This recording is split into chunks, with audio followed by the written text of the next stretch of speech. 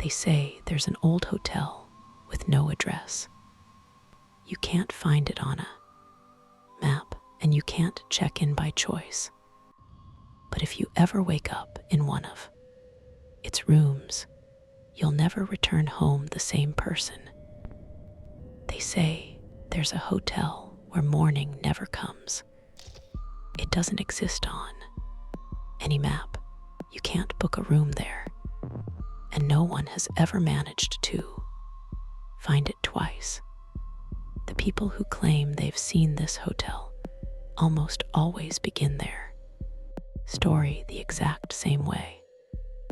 I was just looking for a place to spend the night. They all believe it happened by accident. Their car broke down, they got lost, their phone lost signal, and the rain started pouring. But later, they realized the truth. The hotel was already there long before they decided to stop. This story happened to a man named Peter. He was driving home late one night after a long trip when the sky suddenly erupted into a violent downpour. The road quickly emptied. His GPS stopped working.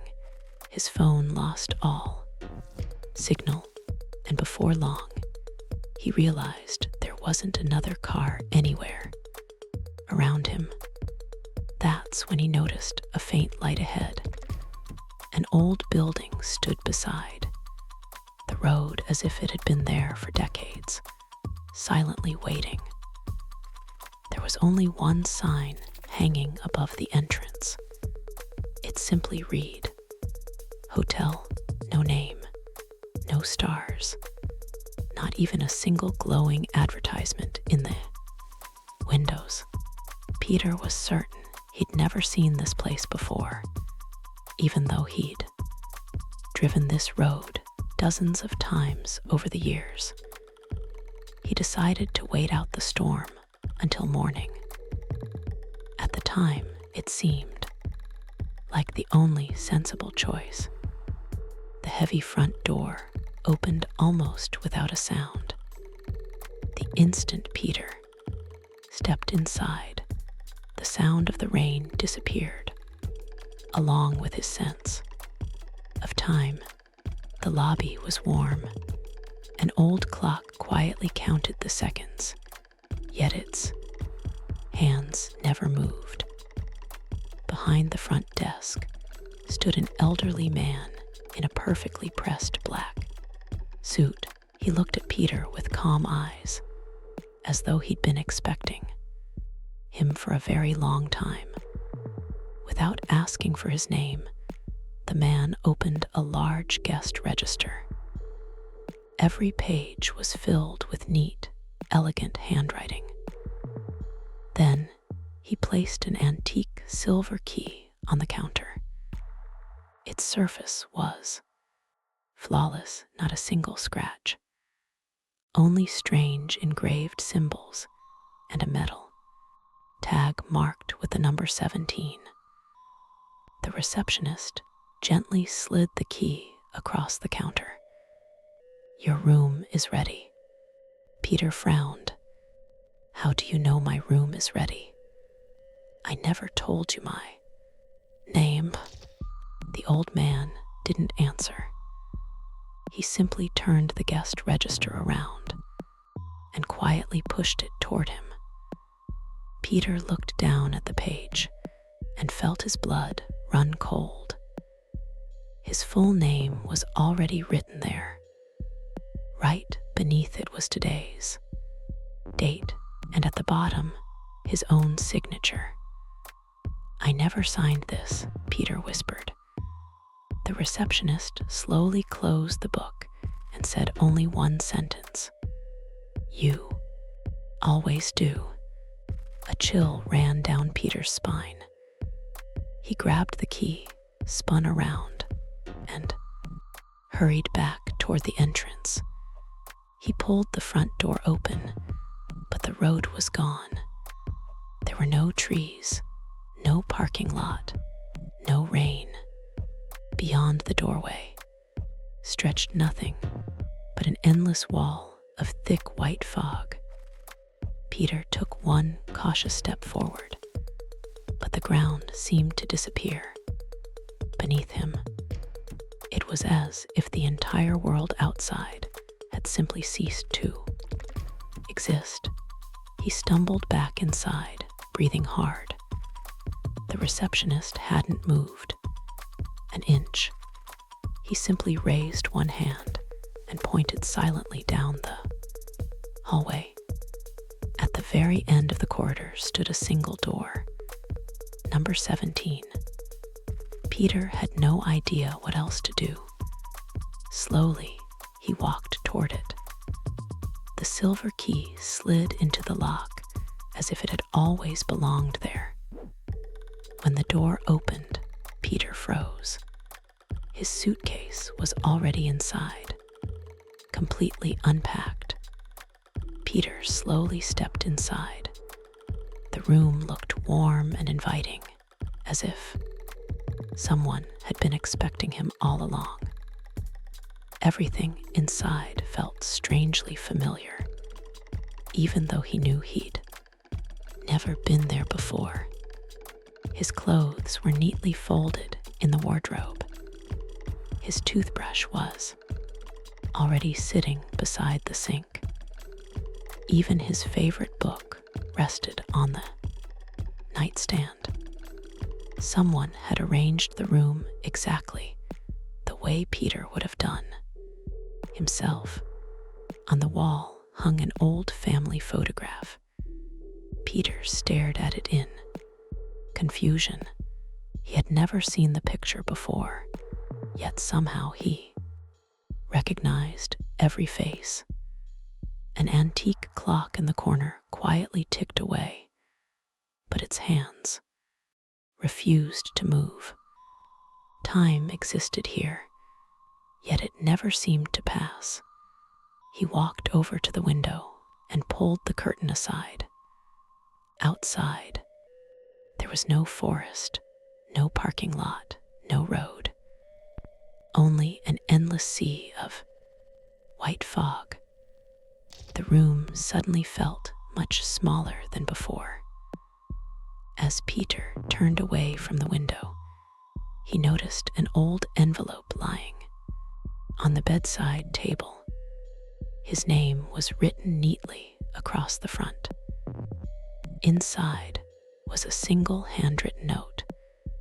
Never open the door after the first knock. Peter frowned, read the message again, then let out a quiet laugh. It had to be someone's idea of a joke. He locked the door anyway and climbed into bed, hoping morning would make sense of everything. A few minutes later, someone knocked. Just once, soft and deliberate. Peter held his breath and stayed perfectly still, remembering the warning in the note. Silence returned. It lasted only a moment. The second knock came louder than the first. Then came a third and a fourth. Each knock echoed through the room, growing heavier every time. Peter's heartbeat quickened. Whoever was outside wasn't going away. Unable to resist any longer, he walked toward the door and wrapped his hand around the handle. He slowly pulled the door open, and the hallway was completely empty. Then Peter noticed something that made him stop cold. There had never been another room across the hall, but now there was a door marked 18. He was certain it hadn't been there just moments ago. The hallway itself seemed to have changed. Drawn by something he couldn't explain, Peter slowly walked toward the new door. The door stood slightly open, as if someone inside had been expecting him. He gently pushed it open and stepped inside. A man was sitting quietly by the window. His hair had turned gray. His face was lined with age, but Peter recognized him instantly. He was looking at himself, decades older. The older man slowly turned his head, holding the same silver key in his hand. "Don't make the same mistake I did," he said softly. Peter took a step forward, trying to ask what he meant. But before he could speak, the room around him began to fade away. A second later, he found himself standing back in the hallway. Room 18 was gone, as if it had never existed. Peter looked around in confusion. The hallway was no longer the same. It stretched far beyond what should have been possible. Doors now lined both sides of the corridor, disappearing into the distance without end. Every single door looked exactly alike. No numbers, no markings, no way to tell them apart. Then he heard a voice, quiet at first, almost like a whisper. Someone was calling his name. Another voice answered from somewhere farther down the hall. Then another and another. Within seconds, hundreds of identical voices were calling out to him from behind every door. Every one of them sounded exactly like Peter. He covered his ears and started running, but the hallway only seemed to grow longer with every step. No matter how fast he ran, the end of the corridor never came any closer. At last, one door stood apart from all the others. It was completely black. There was no room number, no handle, nothing except a single silver keyhole. Standing beside the door was the receptionist, holding the guest register as if he'd been waiting there the entire time. Without saying a word, he held out his hand, asking Peter for the silver key. Peter hesitated for a moment, then slowly placed the key into the old man's hand. The hallway was different now. There were far more doors than before. The room numbers no longer ended. 17, 18, 19, 47, 103, 412. And they kept going. One by one, every door slowly creaked open on its own. Voices drifted out from inside, hundreds of them. Then Peter realized something terrifying. Every voice was exactly the same, his own. He bolted into the hallway, but as he ran, every door slowly swung shut at the exact same time. Only one door remained open. It had no number. It was completely black. The elderly receptionist was already standing beside it, silently, holding the guest register in his hands. Without looking up, he calmly turned the page, as if making sure everything was unfolding exactly as it should. For the first time, Peter asked the question that had been haunting him. "All night, who are you?" The old man looked him straight in the eyes. Instead of answering, he simply held out his hand. Resting in his palm was another silver key. This one had no room number at all. A wave of fear washed over Peter. Somehow, This key felt more real than the one he'd been carrying all along.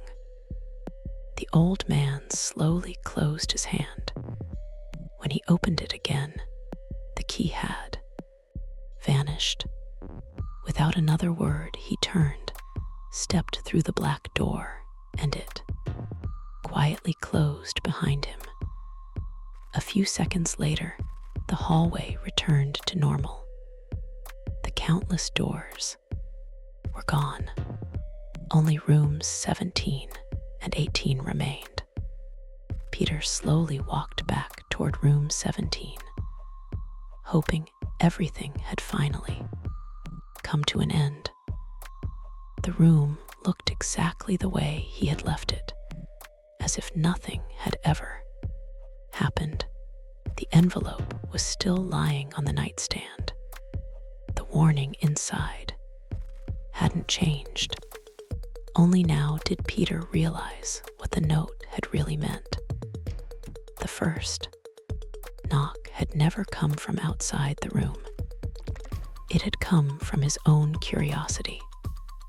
The lights suddenly flickered, and the old clock began ticking again. This time, its hands finally started to move. Midnight. The hotel trembled as if the entire building had taken a slow, heavy breath. The hallway outside fell completely silent. Then came another knock at the door. Just one. This time, Peter didn't move. Minutes passed in absolute silence. Then, without warning, the door slowly opened by itself. The receptionist was standing outside, waiting for him. He quietly held out the silver key. The number was gone. The metal tag was completely blank. Without saying a word, he turned and walked down the hallway. Peter followed him until they reached the black door at the very end of the corridor. The receptionist pointed silently at the lock. Peter slipped the blank silver key into the keyhole. It fit perfectly. The door slowly swung open. Beyond it was nothing but an endless white light. No room, no hallway, no world beyond. Peter took one final step forward and disappeared into the light. The hotel fell silent once again. The receptionist calmly returned to the front desk, carrying the guest register beneath his arm. He placed the silver key marked 17 back on the counter. Then he opened a drawer filled with dozens of identical silver keys. One by one, he carefully arranged them into perfect rows. Outside, the hotel lights began going dark until only a single window remained illuminated. Behind that window, a motionless silhouette stood watching the empty road somewhere beyond the fog. Another lonely driver was searching for a place to spend the night. And when they finally saw the old hotel glowing in the darkness, their room would already be waiting.